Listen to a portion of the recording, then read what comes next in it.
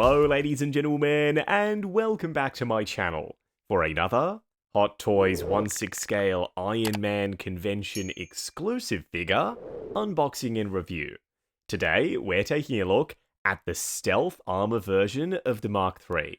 Now I got mine at a discount from Pop Collectibles. I've popped a link to their site in the description, along with the discount code Justin's Collection, for 5% off your order if you decide to buy from them. As always, do your own research, make sure you're comfortable before buying. If you're heading down to the description, why not hit that subscribe, bell notification icon, and join button, so you're notified as soon as brand new Iron Man content goes live. Okay, we all know Hot Toys is the Iron Man company. It's a given at this point. They release so many convention-exclusive Iron Man figures. But this one, I was sort of expecting. As soon as we got the 2.0 mold for the Mark III, we all knew this was coming, and here it is. As for the box art, up front, a wireframe-style image of the Mark III, and the entire box is covered in this super reflective chrome finish. I'm 99% sure that that's representative of the figure inside the box, but we will sure as shit find out in a minute. This video is brought to you by JustinsCollection.shop, the home of the figure first aid kit, as well as other accessories to help your collection be the best it can be. The first aid kit contains multiple tools to help you with maintenance, styling rooted hair, and much more. We also sell crotch grabbers, soft rubber tips to prevent damage, and they're compatible with most modern Hot Toys base molds. Acrylic risers come in multi-packs, they're optically clear, thick and sturdy, and stackable. Check out the link to JustinsCollection.shop in the description. Like, you can see it, it's so reflective, and the pops of red, that looks brilliant. We've got the text up top and bottom, as well as in the middle. Around the back, arc reactor in the middle, warnings and legal information. Over the top, tech and circuitry surrounding it. Then on the other side of the box, arc reactor etched into the foam block the figure is actually housed within it, and some honeycomb patterns top and bottom. I've got the 1.0 version of the Stealth Mark III. I'm not sure if I'm going to go all in on this one and sell that original, because the chrome, I just have to see how it looks in person first. While I'm not sold on the chrome yet, I am sold on the Mark III 2.0 mold. It is a big step up versus what came before it. Before we get to the figure, the foam block, the lid says Mark III Stealth Mode version on it. Then we've got the piece inside. First in-hand impressions for the Chrome Stealth Mode Mark III. Nothing beats unboxing a Hot Toys Iron Man figure. The weight of it, the cold touch diecast, and to be totally honest, I'm kind of loving the finish. The deep, rich blue, and then the lighter teal, the pops of red. We'll get stuck into it later. What we're going to do now is get all of his accessories laid out in the light box and take a closer look at everything he comes with. Starting off with the display base first. It is beautiful. It is a gorgeous Iron Man base. Not just because it looks like an arc reactor, that certainly helps, but the paint. The heavy flake metallic blue, the teal, the pops of silver used as an accent color, and they've even painted the crotch grabber arm. They never do that. Around the front, it says Iron Man Mark III in chrome on the textured blue nameplate, and it's got a light-up effect. They don't give us a USB-C cable, unfortunately, which is kind of frustrating, but if you've got one lying around, you plug it in. It's not the brightest light up in the world. You can see the LEDs inside of this. It's a hollow base, so it feels quite lightweight. Either way, I will try and have this thing lit up permanently in the collection, because seeing the edge and the top glowing red, it casts a red glow onto the Mark III from below. It looks really cool when you've got the lights turned on, is what I'm trying to say. You know what, let's just leave the lights on for the rest of the accessory segment. Why not? All the rest of this stuff, pure reuse from the regular Mark III. We've got the switch out gauntlet shields, matte black for the base, then all of this crisp metallic looking silver, so detail just pops, and they've switched out the flat metallic red for blue chrome on what would be the external armor panels. The two trap-mounted dart launchers, which I always thought were misassembled, because the gold darts should be facing forwards, not backwards, right? Apparently not. Someone in the comments of one of my previous Mark III reviews said, Justin, you idiot, check reference, and yes, you were correct. They're meant to be facing this way. We've got the circles up front and the gold pins at the back. Plus, there's a light silver dry brush over the top of the dart launchers. They're on hinges, so you can move them up and down. These plates switch out with magnets. I'll show you what he looks like with this stuff on a little bit later. Dude, that scene in the movie where he obliterates that tank after being shot down from the sky by it, cold as. And you could recreate that pose in 1/6 scale with the gauntlet rockets. Silver for the rockets and the little linkages and armatures. Then we've got that chrome blue on the outside.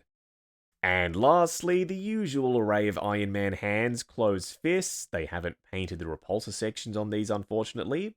Chrome for the armor on the back of them, but flat metallic blue for the hands themselves. They've figured out with more recent Iron Man figures how to do chrome on the hands as well as the armor plates, but I guess with the Stealth Mark III, they manufactured all of the batches of these before they'd figured out how to do that. Because chances are they were made ages ago and they were just sitting around waiting to be released at ACGHK at the convention. All the while Hot Toys was tinkering away trying to work out how to do chrome Iron Man hands, which they cracked with Superior Iron Man, the comic book version. Repulsor blasting hands, the backhand armor is at an angle, same thing with the ball joint port for the wrist. And we've got translucent red plastic repulsor windows. So light will pass through when you've got the LEDs turned on for his arms. The last set, articulated finger hands. These are my personal favorite just because you can get very expressive with them. You can create your own gestures for Iron Man. What we're going to do now is get Stealth Mode Mark III itself out here. Standing straight up and down in the light box, no crazy poses or accessories or anything like that. I do, however, have the LEDs turned on.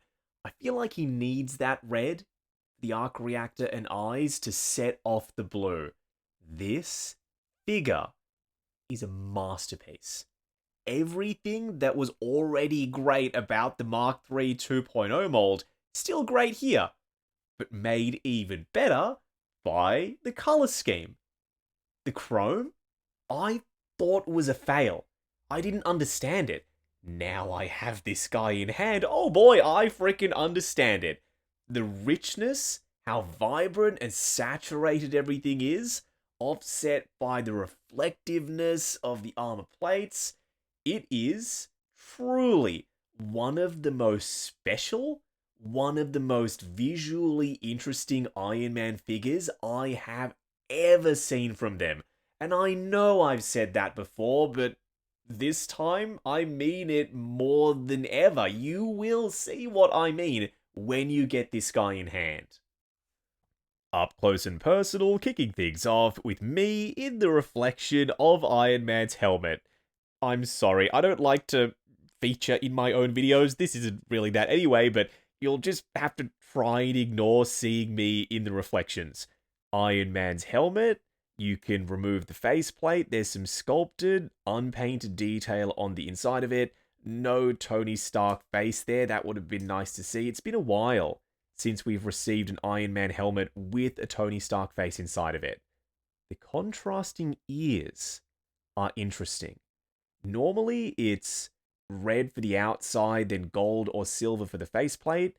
I don't remember them ever having painted the ears before, but now that I've seen it, I kinda like it.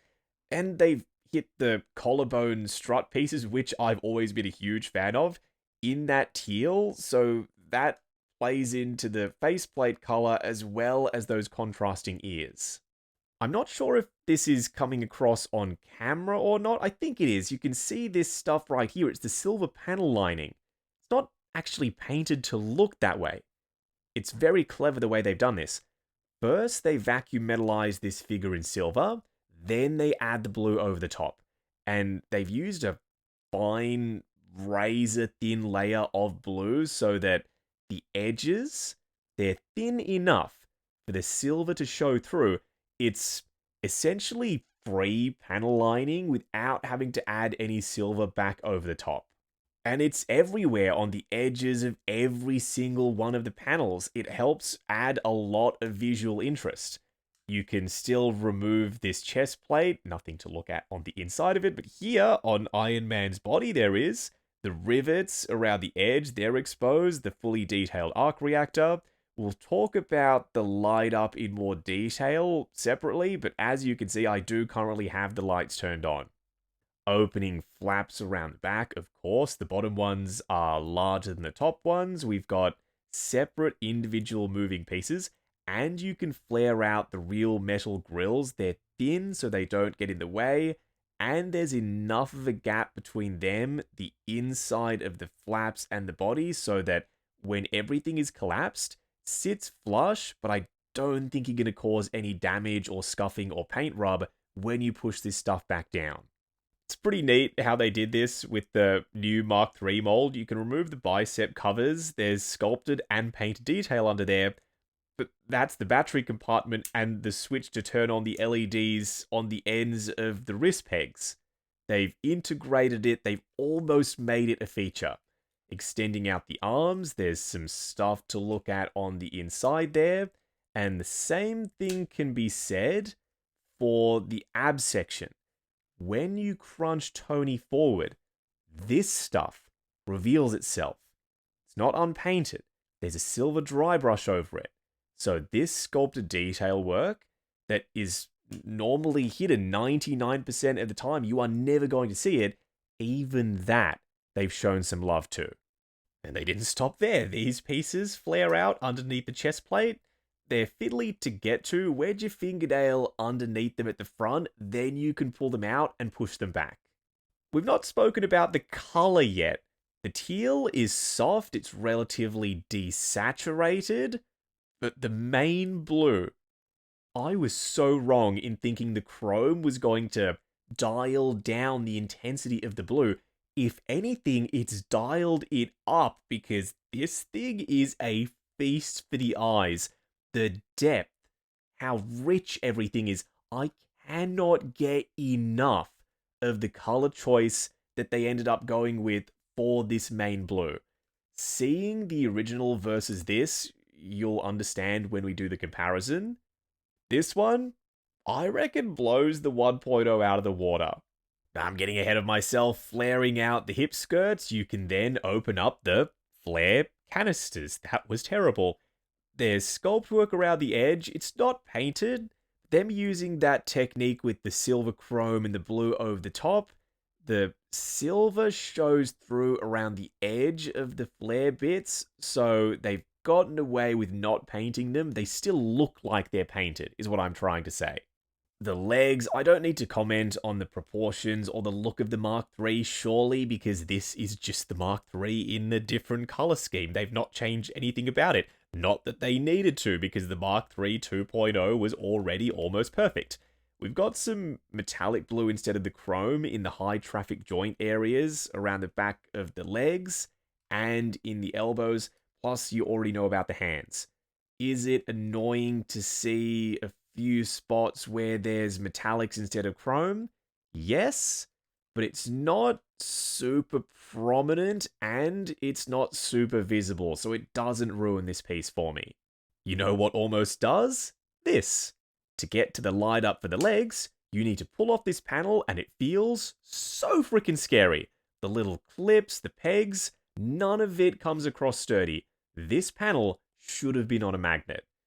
Flicking the switch to turn the LEDs on. What just happened, I hear you ask? Where are the lights? We are getting to them. Opening up the back of the legs, there's the LEDs. There's the little pistons and all of the internal workings. The wires, they've been fully painted. It's a small thing, but it's one of my favorite hidden features of this Mark III 2.0 mold. The feet, they're blocky and chalky looking. There's moving pieces that get out of the way to allow for maximum range. You'll see in the articulation segment. On the underside, fully sculpted, there's some more of that soft metallic blue. They're not fully chrome underneath. LEDs, let's quickly discuss how you turn them all on. You take off the faceplate, then the top of the helmet. There's the switch for the head sculpt. The torso is integrated more seamlessly. You open up the flap. Then that is the button. That's the power button. Genius the way they've done that. For the arms, you remove this bicep cover. There's the switch. And for the legs, you already know, remove this paddle, fight the clips, but be careful not to break anything. Let's chuck some weapons on him, starting off with the dart projectors, removing these panels held in place with magnets, popping them on. So easy. The original plastic Mark III integrated the dart projectors into the armor. You split the panels, then you brought them out. It's neat they were able to do that. I don't mind them being switch outs because now they're proportionate, they're in scale, and we don't have to make any sacrifices for the mechanism in terms of articulation or aesthetics. Gauntlet rockets, removing this piece, these, that's it. Just magnets. They self-align, they lock in there, and while it doesn't make a ton of sense where this would all go if Tony is also inside the suit, because there's not that much thickness going on for the armor, I can suspend my disbelief because this is accurate to what we see in the movie. The gauntlet shields are labeled left and right, this one being right. Removing the stock gauntlet, straightforward. I wish they used magnets, but you know, the pegs, not the end of the world. It's not scary like what we experienced with that panel on the outside of the leg. Now that the gauntlet shield is exposed, I've got this shield on my standard Mark III and the Mark II. Might be time to give it a rest. I'll keep the Mark III stealth nice and sleek, no shield for this piece. You can mix and match, just have fun with it. You don't have to go asymmetrical like me with the rocket on one side and the shield on the other. 2 shields, 2 rockets, it's entirely up to you. Let's put this guy back to stock, then we can move on. Why is he about to repulsor blast us? I want to show you the light up, then we can move on. Flicking the switch underneath that panel. Looks good for figure photography, maybe. They're still relying on button cell batteries, so that light up simply isn't going to last very long. If you have some kind of fusion reactors kit, then you can wire this guy up to have him lit up permanently in the collection. Hot Toys, I feel like y'all should be either including something like that yourselves or switching to USB-C entirely. For a quick side-by-side comparison, I feel so stupid now. How did I ever think there was even a remote chance that I would keep the 1.0 and not replace it with the 2.0? 0% chance now. Seeing them standing next to each other, it's not just the chrome, although that is part of it, I'm not going to lie. It's the richness of the color palette, the color breakup. There's more teal on the new one. The proportions, the better engineering, all of the extra weapons. If you have the 1.0 like me, and you're considering not upgrading to the new one, you would be doing your Iron Man collection a disservice because seeing them next to each other, it really just speaks for itself. Next to his mold mate, the regular Mark III 2.0, still one of my all-time favorite Hot Toys Iron Man releases. He's got the Tony Stark head sculpt on. That's why he looks a hair taller. Ignore that. They're the exact same mold, the exact same figure, just painted differently. Oh, I forgot how terrible mirror finish silver chrome looks on camera in a studio environment with a white backdrop with the lights pointed directly at it. His legs almost entirely disappear, but you can see him. Same mold. For most of the armor, we've got the rivets on the Mark II. It would have been interesting to see the rivets on the Stealth Mark III. I wouldn't have minded that. Going over articulation, this shouldn't be anything new for you if you've already got the normal Mark III or the Mark II or any of the other repaints. So I'll move through this relatively quickly. Starting off with his helmet, ball joint at the base of the neck, ball joint underneath the helmet that's also on a hinge. Looking forward to there, not a ton of range, unfortunately. Looking up significantly further than forward, gets gappy, but it will work for a flight pose. Then swivel and some pivot side to side. Shoulder pads extend out to there for maximum range, bringing the arms out as well, going up to there as that shoulder pad flexes to allow for that range. Forward and back. That extending joint also acts as a butterfly, plus it hinges up and down. Swivel at the bicep, double bend at the elbow, getting you to about 90. Then for the wrist peg, it's a ball joint. I'm glad we don't have to force Iron Man figures' ab sections apart anymore to get them to go forward. You literally just crunch the suit forward, and that's how much range you get. There's also some extra hidden detail that's revealed when you do that around the back. Going back to there, almost nothing. It's mostly just there for forward range. Swivel and some pivot side to side, all coming from this upper midsection joint. But they're not quite there yet with the engineering for the hips. Feels like there's some more work to be done. Hip skirts out, ratchet drop downs for the legs, 2 clicks to there, going forward and hinging out at the same time. Not too much, I don't think that's going to upset anyone. Going out to there, I was hoping for more, pushing the legs back up, swivel at the upper thigh and at the hip joint. Ratcheted double bend at the knee, that's the first joint, and there's the second. Then for the ankles, hinging forward and back, you get some rotation. These side blades get in the way of that. Ankle tilt, and we've got a toe joint. Moving on to the 3 cool and 3 annoying things. The first annoying thing is he looks so bloody good with the red LEDs turned on. So what's the issue, I hear you ask? Well, they're still relying on button cell batteries in 2025. Countries are literally banning them. And yet Hot Toys persist with button cell batteries. Having to insert hundreds of the stupid things, that's an exaggeration, but there's so many inside various compartments. Then to turn the LEDs on, you have to open them up, flick the switches, stand back for 10 minutes, admire the lights, then they will already be dying on you. We should have USB-C powered light ups for all Iron Man figures going forward. The second annoying thing, it's not necessarily their fault, and for those saying, Justin, just wear gloves, it's not going to be a problem.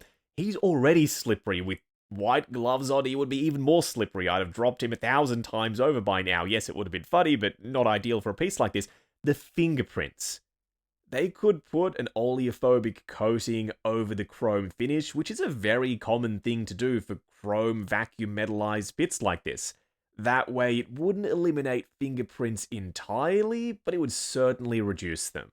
The third annoying thing is I wish they'd have gone all in on the chrome. I get if they didn't know how to do that when they manufactured him, but they know how to do it now. The hands, the inside bits for the elbow joints, and around the back for the knees, they've used metallic blue instead of the super shiny chrome that they've gone with everywhere else. The first cool thing is the Mark III 2.0 Tony Stark head sculpt. Absolutely compatible with this. It's the same mold, that makes sense. While they don't include a blue collar piece to use with the head sculpt, it's not overly gappy. I could see myself using this as a display option every now and then. The second cool thing is all of the little innovations and upgrades versus the 1.0. Yes, it's symptomatic of this being the Mark III 2.0 mold. Still a win for it though. We've got the expanding flare canisters, the switch out rockets, the trap mounted missiles or darts, as well as the opening panels, including my favorite ones down here for the legs. The third cool thing, you all saw this coming from a mile away. It's the arc reactor but stealth themed display base. How it's been painted. The red light up effect. The painted crotch grabber arm. This is on theme. It's also effective in terms of just being a base because we've got this flat platform up on top without any diorama elements getting in the way of having Iron Man in a dynamic pose. Wrapping up on the Hot Toys exclusive Stealth Mark III 2.0. The first one was a convention exclusive, this new one is. We never saw Tony wear this suit on the big screen, but can you imagine this in the MCU? Would have been fantastic. However, the Iron Man video game is where I was first introduced to a stealth version of the MCU Mark III suit. And that was reason enough for me to want to get this. Wasn't a great game, but it was fun. I was a kid when I played it, enjoyed it, and this suit, the blue and teal and red color combo, has stuck with me after all these years. So much so that whenever Hot Toys makes an Iron Man figure in this color scheme, I need to have it. This guy was no exception, but I was nervous the chrome was not going to work. It works. This suit, in this color palette, I almost want to say I prefer to the red and gold. I can't, because that is the true iconic look from the movie. This comes in a very, very close second. If you are on the fence about picking up Stealth Mark III, get off the fence. Make sure you grab this before it's sold out. It's super limited. It's a convention exclusive. If you miss out on it, it will skyrocket on the aftermarket. That is usually what happens with these convention exclusives. Now, I got mine at a discount from Pop Collectibles. I've popped a link to their site in the description, along with the discount code Justin's Collection, for 5% off your order if you decide to buy from them. As always, do your own research, make sure you're comfortable before buying. You're heading down to the description. Why not hit that subscribe, bell notification icon, and join button if you like the sound of seeing your name in the end credits of my reviews. Like, comment, and subscribe. We'll catch you in the next video.